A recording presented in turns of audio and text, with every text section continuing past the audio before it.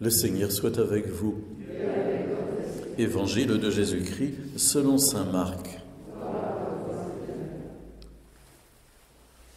En ce temps-là, Jésus ressuscité se manifesta aux 11 apôtres et leur dit « Allez dans le monde entier, proclamez l'Évangile à toute la création. Celui qui croira et sera baptisé sera sauvé. Celui qui refusera de croire sera condamné.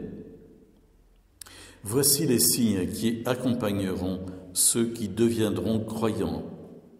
En mon nom, ils expulseront les démons. Ils parleront en langue.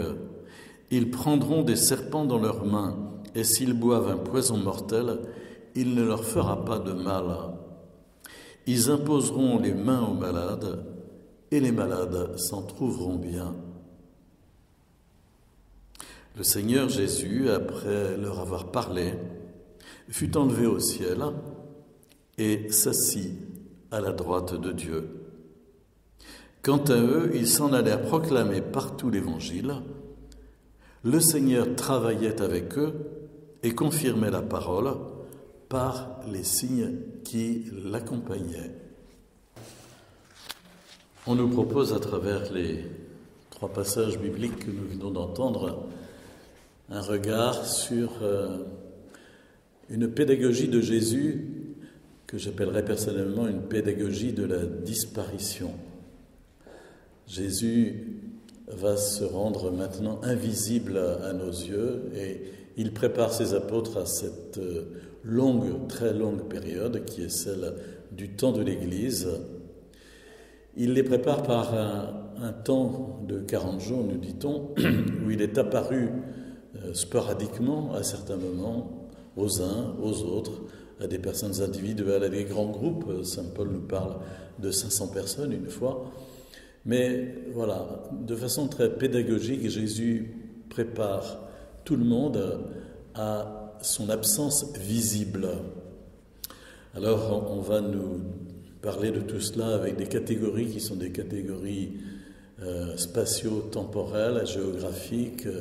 Il est monté, il est descendu, il s'est assis à la droite du Père, etc., qui sont à prendre évidemment avec, pour ce qu'elles sont, c'est-à-dire une façon de s'exprimer, mais voilà.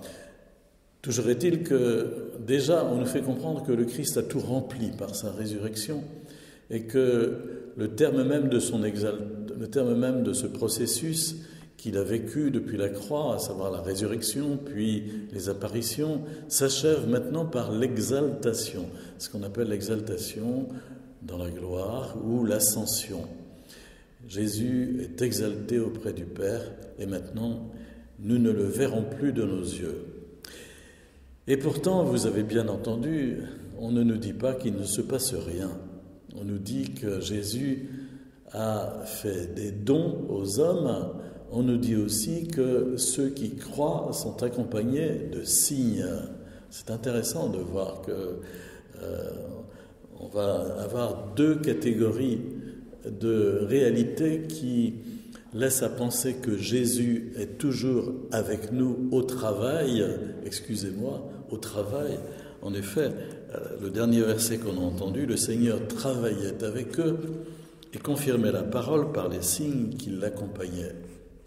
Les 2 réalités qui nous sont offertes, c'est d'une part les ministères, comme a dit Paul, les ministères, c'est-à-dire les apôtres, leurs successeurs, l'évêque, les prophètes, je ne sais pas s'il y a beaucoup de prophètes parmi nous, mais il y a des prophètes dans l'Église, les évangélisateurs, ceux qui ont vraiment ce charisme de secouer la communauté pour la rendre toujours plus évangélisatrice et la réveiller sur ce plan, les pasteurs, prêtres par exemple, ou ceux qui enseignent, les enseignants, les théologiens, ceux qui ont le don de la parole pour enseigner. Voilà les dons qui sont offerts à travers des ministères. C'est l'aspect ministériel de l'Église, l'aspect hiérarchique de l'Église. Et le fait que ça nous soit présenté aujourd'hui laisse à penser que c'est une présence de Jésus parmi nous et nous devons respecter cet état de choses. Et ce n'est pas manipulable à souhait, à notre guise, pour rendre ces ministères, les effacer ou les multiplier, etc. Ils ont été donnés par le Christ, les dons qu'il a faits. Voilà. Deuxièmement, il y a les signes. Dans cette finale de l'évangile de Marc, on nous dit que Jésus a affirmé « Voici les signes qui accompagneront ceux qui auront cru ». Et ces signes sont en rapport avec la lutte contre le mal. Premièrement, en mon nom, ils expulseront les démons. Deuxièmement, ils parleront en langue. Le parler en langue est un charisme qui a refait surface à travers ces 50 dernières années, largement, dans le courant du renouveau charismatique, mais qui est vraiment donné à tous si on veut bien s'y ouvrir. Donc ça a quelque chose à voir avec la lutte contre le mal. Quand il m'arrive de faire des exorcismes et que je me mets à parler en langue, je vois bien que ça titille la personne qui est possédée. Troisièmement, ils prendront des serpents dans leurs mains. Oh, il n'y a plus beaucoup de serpents, remarquez, parce qu'il y a tellement de goudron que... Et s'ils boivent un poison mortel, il ne leur fera pas de mal. Mais là encore, par ces images, on nous exprime que le chrétien est vainqueur, victorieux du mal. Et donc, il a autorité sur le mal, quelque part. Il ne doit pas le craindre, mais au contraire, il doit savoir que le Christ victorieux est avec lui. Et enfin, ils imposeront les mains aux malades, et les malades s'en trouveront bien. C'est l'ancêtre du sacrement de l'onction des malades, dont on a pu profiter les uns et les autres, et qui produit des effets inattendus souvent sur une maladie grave qu'on peut porter, qui fait que, eh bien, voilà, on est maintenu dans la vie, dans la vie terrestre, parce que à travers cela, le Seigneur agit par sa puissance de guérison, et il ne faut pas hésiter à imposer les mains sur les malades, voilà, comme il est dit. Voilà, alors d'un côté c'est l'aspect plutôt hiérarchique, on pourrait dire, de l'Église, de l'autre côté c'est plutôt l'aspect charismatique de l'Église, c'est-à-dire des dons gratuits qui sont accordés, en ce qui concerne les signes, qui sont accordés à tous ou à l'un ou l'autre, selon les cas, qui ne sont pas forcément permanents, en tout cas qui ne sont pas institués, mais on voit que le pape François, ça le chatouille en ce moment d'instituer un nouveau ministère qui sera celui de catéchiste laïque. Il vient de publier une note en ce sens où il institue le ministère de catéchiste laïque dans l'Église, donc une reconnaissance de ce travail comme au plan ministériel. Voilà, donc quelque part un peu hiérarchique, mais enfin, c'est l'aspect ministériel de l'Église. Et puis donc cet aspect charismatique où c'est l'Esprit Saint qui agit avec puissance, ce qui nécessite la foi. Celui qui croira sera baptisé, sera sauvé. Voici les signes qui accompagneront ceux qui deviendront croyants. Il n'a pas dit certains, il a dit tous, ceux qui deviendront croyants. Nous avons tous des charismes, des dons qui nous sont accordés. Le Seigneur n'est pas avare. Et donc, c'est à chacun de nous d'inventorier plutôt les charismes des autres, remarquez bien, parce que pour les charismes personnels, on pourrait se tromper, on pourrait s'en inventer qui n'existe pas.